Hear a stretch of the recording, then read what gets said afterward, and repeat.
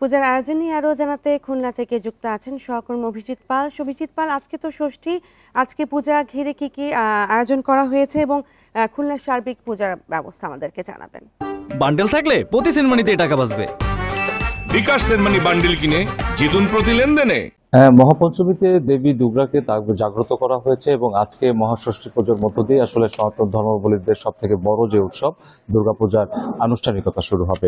সকালে আর অল্প কিছুক্ষণের মধ্যেই আসলে মূলত এই মহাষষ্ঠীর যে পূজা সেই পূজা অনুষ্ঠিত হবে। এখন আসলে পূজা আরম্ভের যে প্রস্তুতি সেই প্রস্তুতিগুলোই আসলে মণ্ডপগুলোতে চলছে। আর কিছুক্ষণের মধ্যেই ষষ্ঠী পূজা অনুষ্ঠিত হবে এবং ষষ্ঠী পূজার শেষে আসলে ভক্তরা তারা হচ্ছে মায়ের মঙ্গল কামনায় বা মায়ের কল্পনা কামনায় তারা হচ্ছে মায়ের অঞ্জলি প্রদান করবেন এবং সেই অঞ্জলি প্রদানের মধ্য দিয়ে তারা দেশ এবং জাতির তারা শান্তি কামনা করবেন।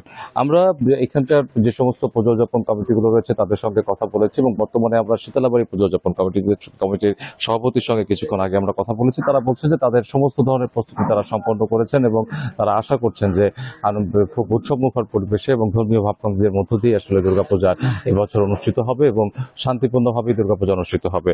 এবং দুর্গাপূজার আইন শৃঙ্খলা পরিস্থিতি সহ এবং মন্দিরের শৃঙ্খলা পরিস্থিতি নিয়েও তারা কথা বলেছেন। তারা বলেছেন যে মন্দিরের শৃঙ্খলা রক্ষায় তারা যেমন আইন শৃঙ্খলা বাহিনীগুলো কাজ করছে, পাশাপাশি কিন্তু যে বিভিন্ন ধরনের তাদের নিজস্ব স্বেচ্ছাসেবীরাও কাজ করবে যাতে করে মন্দিরের সবসময়ের জন্য যে আইন শৃঙ্খলা পরিস্থিতি এবং সবকিছুই যেন একটি শান্তিপূর্ণ পরিবেশে সম্পন্ন হয় সেই প্রস্তুতি তারা নিয়েছেন। এছাড়াও তারা বলছেন যে তাদের পুরো মন্দির প্রাঙ্গণ এবং মন্দিরের বাইরের প্রাঙ্গণ তারা সিসি ক্যামেরার আওতায় এনেছেন এবং প্রশাসনের যে সমস্ত কর্মকর্তারা আছেন তারা নিয়মিত তাদের সঙ্গে যোগাযোগ করছেন এবং এর বাইরে সরকারি যে সহযোগিতা রয়েছে সেই সহযোগিতাগুলো দেওয়া হয়েছে। আমরা খুলনা জেলা প্রশাসনের সঙ্গে কথা বলেছিলাম এবং তিনি আমাদেরকে জানিয়েছেন যে খুলনা জেলা প্রশাসন তারা বলছেন যে এইবার বছর 990টি মন্দিরে আসলে পূজা অনুষ্ঠিত হচ্ছে এবং গত বছরের তুলনায় এবার পুজোর সংখ্যাও বেড়েছে এবং সকল ধরনের প্রস্তুতি সম্পন্ন করা হয়েছে এবং জেলা প্রশাসনের পক্ষ থেকেও প্রতিটি মন্দিরে হাফ টন করে চালের সহায়তা করা হয়েছে এবং তিনি বলছেন যে এই পুরো পূজাকালীন সময় প্রত্যেকটি এলাকাতেই তারা হচ্ছে নির্বাহী ম্যাজিস্ট্রেট থাকবেন যাতে করে তাৎক্ষণিকভাবে আইন শৃঙ্খলার কোনো অবনতি হলে